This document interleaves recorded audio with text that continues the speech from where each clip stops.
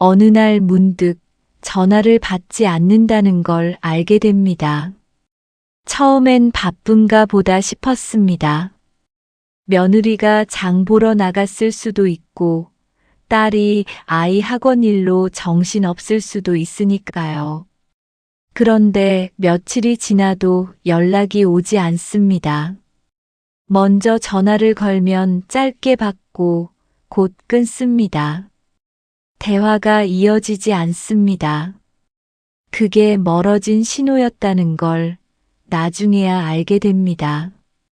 관계가 어긋날 때 보통 큰 싸움이 있는 건 아닙니다. 어떤 사건이 터지거나 서로 말다툼을 벌이는 경우보다 소리 없이 달라지는 경우가 훨씬 많습니다. 연락이 줄고 만남이 짧아지고 자리에서 빠지게 되고 어느 순간 분위기가 조심스러워집니다. 그 변화가 워낙 천천히 오기 때문에 처음에는 내가 너무 예민한 건가 싶기도 합니다. 하지만 예민한 게 아닙니다. 가까운 사람에게서 오는 변화는 생각보다 정확하게 느껴집니다. 노년에 들어서면 이런 장면을 반복해서 마주칩니다. 오래 함께해온 사람, 편하게 여겼던 사람, 가장 가까운 줄 알았던 사람에게서 상처를 받는 일이 생깁니다. 낯선 사람에게 받는 상처와는 다릅니다. 기대가 있었던 만큼 그 자리에서 오는 무게가 다릅니다. 그런 장면들은 생각보다 자주 나타납니다. 첫 번째, 편이 바뀌는 순간.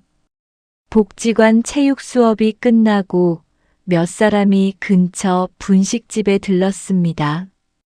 오래 같이 다녀온 사이라 자리도 자연스럽게 잡히고 음식도 익숙하게 나눠 먹었습니다. 그런데 그날따라 옆 테이블 이야기가 흘러들어왔습니다. 누가 어떻게 했다더라. 그건 좀 아니지 않느냐는 말들이었습니다. 처음엔 그냥 흘려들었는데 어느 순간 그 이야기 속 인물이 나와 친분이 있는 사람이라는 걸 알게 됩니다. 그리고 함께 앉은 사람들 중 몇몇이 그 이야기에 자연스럽게 맞장구를 치고 있었습니다. 그 자리에서 아무 말도 못했습니다. 편이 바뀌는 건 갑자기 일어나지 않습니다. 아주 조용히, 아주 자연스러운 얼굴로 일어납니다. 같은 편이라고 생각했던 사람이 어떤 자리에서 다른 방향을 향해 앉아 있는 걸 보게 됩니다. 그게 말 한마디일 수도 있고, 표정일 수도 있고, 대화에서 내가 빠지는 방식일 수도 있습니다. 이런 장면이 반복됩니다. 오랫동안 같은 아파트 단지에 살며 가깝게 지내던 이웃이 어느 날 단지 주민 모임에서 다른 사람 편을 들고 있습니다. 관리 문제로 의견이 엇갈렸을 때였는데 평소엔 나와 같은 생각이라고 했던 사람이 공개적인 자리에서 다른 입장을 취합니다. 나중에 따로 만났을 때는 그때 이를 모르는 척하며 평소처럼 인사합니다. 오래된 관계일수록 이런 장면이 더 당혹스럽습니다. 새로 알게 된 사람이 그랬다면 그러려니 할 수 있습니다. 그런데 오래 봐온 사람, 서로 이런저런 이야기를 나눠온 사람이 그럴 때는 말문이 막힙니다. 같은 편이라고 생각했던 사람이 어느 순간 다른 쪽에 서 있는 걸 보게 됩니다. 모임 안에서 자신의 위치를 지키려 할 수도 있고 분위기에 따라 말을 맞추기도 합니다. 그게 의도적인 배신이라기보다는 사람이 사회 안에서 움직이는 방식에 가깝습니다. 그렇다고 그 장면이 아프지 않은 건 아닙니다. 다만 그 아픔을 배신으로만 받아들이면 이후에 그 관계를 어떻게 이어갈지 방향을 잡기가 어려워집니다. 이런 상황에서는 크게 반응하지 않아도 됩니다. 그 자리에서 바로 따지거나 서운함을 드러내지 않아도 됩니다. 조용히 기억해 두는 것으로 충분합니다. 그 사람이 어떤 상황에서 어떻게 움직이는지 그걸 알게 된 것만으로 관계의 무게를 다시 조정할 수 있습니다. 이전과 똑같이 대하지 않아도 됩니다. 조금 거리를 두어도 됩니다. 그게 서운함의 표현이 아니라 관계를 현실에 맞게 다시 자리 잡는 일입니다. 두 번째, 내 인생이 가볍게 취급되는 순간, 자식 집에 오랜만에 들렀을 때였습니다. 점심을 같이 먹고 이런저런 이야기를 나누다가 지나온 이야기가 나왔습니다. 젊었을 때 고생했던 일, 가족을 위해 버텨온 시간들이었습니다. 그런데 아들이 스마트폰을 들여다보면서 짧게 대꾸했습니다. 엄마, 그 얘기 전에도 하셨잖아요. 며느리는 말없이 주방으로 들어갔습니다. 그 말 한마디에 이야기를 멈추게 됩니다. 내가 살아온 시간이 가볍게 취급된다는 느낌은 이런 장면에서 옵니다. 큰 무시가 아닙니다. 한숨이나 짧은 대꾸, 눈길이 다른 곳을 향하는 것, 이야기가 끊기는 방식으로 전해집니다. 이런 장면이 반복됩니다. 버스 정류장에서 오래된 직장 후배를 만났습니다. 반가워서 요즘 어떻게 지내냐고 물었더니 후배가 짧게 근황을 이야기하다가 먼저 가봐야겠다고 자리를 뗐습니다. 예전 같았으면 같이 버스 타면서 한참 이야기했을 텐데 그 자리에서 느낀 건 분명했습니다. 이 관계는 더 이상 내가 기억하는 방식으로 남아있지 않다는 것이었습니다. 오래된 관계에서 이런 장면이 생기는 데는 이유가 있습니다. 가까운 사람일수록 내 이야기를 새 이야기처럼 듣지 않습니다. 흘려듣거나 짧게 끊기 쉽습니다. 그게 상대를 무시해서가 아니라 그만큼 오래 함께해왔기 때문에 생기는 일이기도 합니다. 그렇다고 아프지 않은 건 아닙니다. 중요한 건 이 장면에서 내가 계속 설명하려 들지 않아도 된다는 겁니다.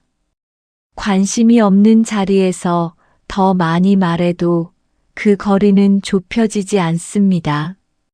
이야기를 꺼냈다가 반응이 없으면 그 자리에서 조용히 멈춰도 됩니다.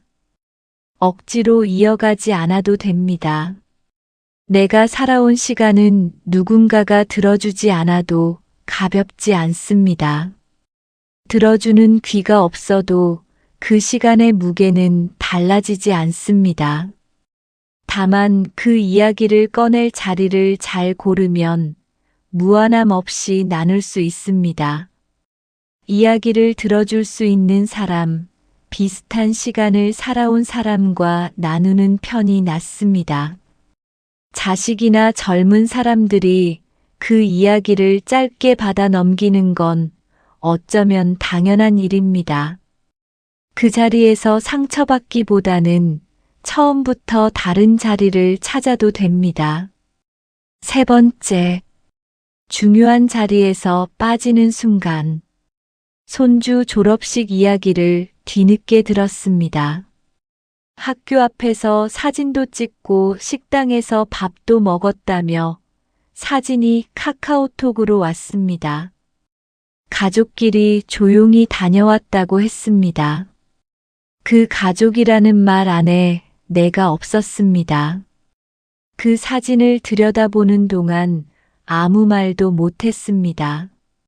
중요한 자리에서 빠진다는 건 이런 방식으로 전해집니다. 대놓고 오지 말라는 말을 듣는 게 아닙니다. 나중에 사진으로 알게 되거나 지나가듯 이야기를 들어서 알게 됩니다. 그 방식이 더 당혹스럽습니다. 이런 장면이 반복됩니다.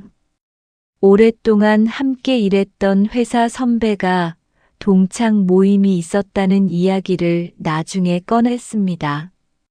거기서 오래된 동료들이 많이 왔다고 했는데 연락을 받지 못했습니다. 왜 연락을 안 했냐고 물었더니 그냥 갑자기 잡힌 자리였다고 했습니다. 그 말이 사실인지 아닌지보다 그 말을 들을 때 느껴진 거리가 남았습니다. 이런 일이 한 번 생기면 이후에 가까운 사람들이 모인다는 이야기를 들을 때마다 내가 빠진 건 아닌가 하는 생각이 먼저 옵니다. 그게 불편합니다. 중요한 자리에서 빠지는 데는 여러 이유가 있습니다. 의도적으로 제외한 경우도 있고, 단순히 연락이 번거로워서 빠진 경우도 있습니다. 자식 세대는 어른을 모시는 것보다 자기들끼리 편하게 하는 쪽을 더 자연스럽게 여기기도 합니다. 이유가 무엇이든 그 순간의 느낌은 남습니다.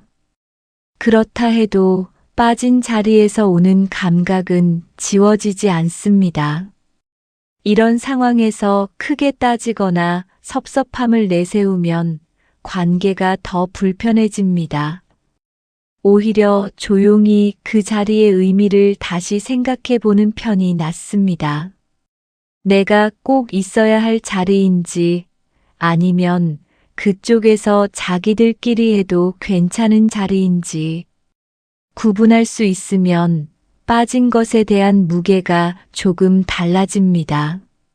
내가 없어도 되는 자리가 있다는 걸 받아들이면 내가 있어야 하는 자리가 어디인지 더 분명해집니다. 모든 자리에 다 있으려 하지 않아도 됩니다. 네 번째, 배려처럼 보이는 선 긋기. 무거우시니까 저희가 다 할게요. 명절에 자식 집에 갔을 때 며느리가 한 말이었습니다.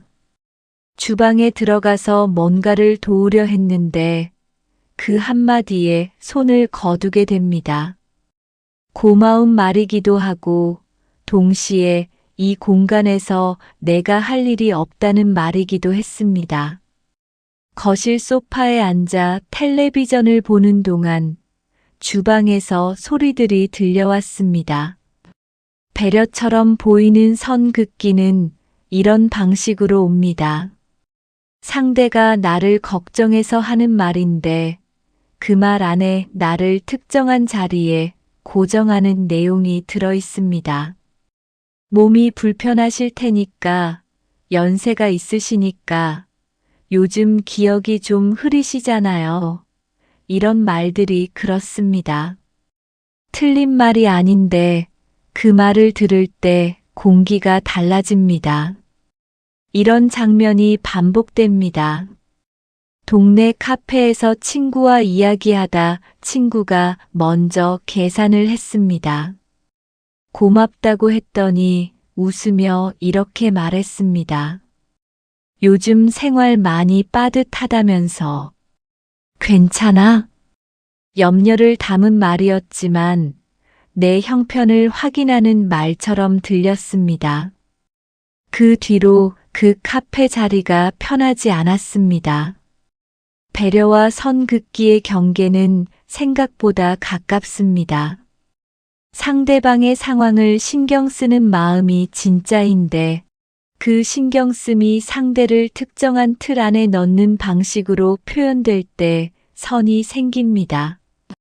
그 선은 보통 상대가 의식하지 못한 채 그어집니다. 이런 말을 들었을 때 굳이 바로잡으려 하지 않아도 됩니다. 설명을 하거나 아직 이 정도는 할 수 있다고 증명하려 들지 않아도 됩니다. 그 자리에서 조용히 받아두고 그 관계에서 내가 어떤 역할로 자리 잡혀 있는지 파악하는 것으로 충분합니다. 나를 특정한 방식으로만 보는 관계라면 그 안에서 다르게 보이려 애쓰는 것보다 그 관계의 거리를 조금 조정하는 편이 낫습니다. 배려를 받으면서도 나는 여전히 내 방식대로 움직이면 됩니다. 5번째, 관계가 예전 같지 않다는 걸 느끼는 순간. 예전에는 서로의 집을 편하게 드나들던 사이였습니다. 특별한 약속이 없어도 지나가는 길에 들르기도 했습니다. 근처 왔는데 잠깐 올라갈게. 이렇게 말하면 자연스럽게 문이 열렸습니다. 차 한 잔 마시며 이런저런 이야기를 나누는 일이 흔했습니다. 그런데 어느 날부터 그렇게 들르지 않게 됩니다. 막상 만나도 예전처럼 이야기가 길어지지 않습니다.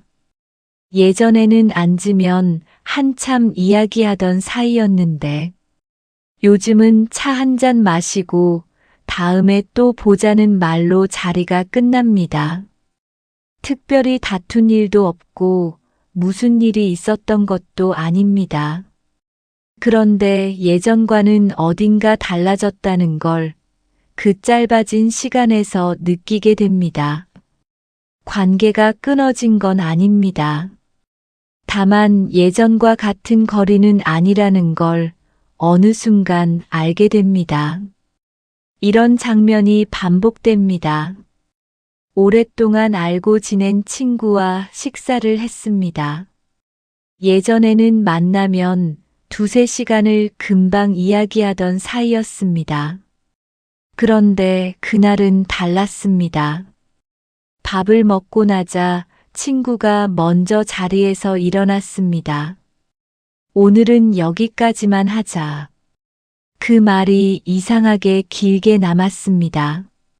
관계가 끊어진 건 아닌데 예전 같지 않다는 걸 그 짧은 시간이 말해주었습니다. 예전처럼 편하게 이어지던 관계가 어느 순간 조심스러운 관계로 바뀌기도 합니다. 문제는 그 이유를 서로 말하지 않는다는 데 있습니다. 그래서 사람은 더 눈치를 보게 됩니다. 이런 상황에서 예전 방식을 고집하면 관계가 더 불편해집니다. 자주 찾아가거나 자주 연락하면서 이전의 친밀함을 되살리려 하면 상대는 부담을 느끼고 더 멀어지는 경향이 있습니다. 변화를 억지로 되돌리려 하기보다는 지금 이 관계가 어느 정도의 거리에 있는지 파악하고 거기에 맞게 움직이는 편이 낫습니다. 예전처럼 불쑥 찾아가는 대신 미리 연락하는 쪽으로 바꿔도 됩니다. 예전만큼 자주 보지 않아도 됩니다. 관계는 예전 방식 그대로 유지해야 한다는 법이 없습니다. 달라진 거리에서도 관계는 이어질 수 있습니다. 다만 한 가지는 분명히 할 수 있습니다. 눈치 보면서까지 매달리지 않아도 됩니다. 내가 먼저 연락해야만, 내가 먼저 찾아가야만 유지되는 관계라면 그 관계의 무게를 조금 내려놓아도 됩니다. 6번째, 그 상처가 쌓이는 방식. 병원 대기실에 앉아 있다 보면 사람들을 가만히 보게 됩니다. 각자 휴대폰을 보거나 번호판을 바라보며 순서를 기다립니다. 그런 시간에 문득 이런 생각이 스칩니다. 요즘 들어 사람을 만나는 일이 조금 피곤해졌다는 생각입니다. 큰 일이 있었던 것도 아닌데 몇 가지 장면들이 마음에 남아 있습니다. 며느리의 짧은 대답, 친구의 달라진 분위기, 어느 자리에서 빠졌던 기억.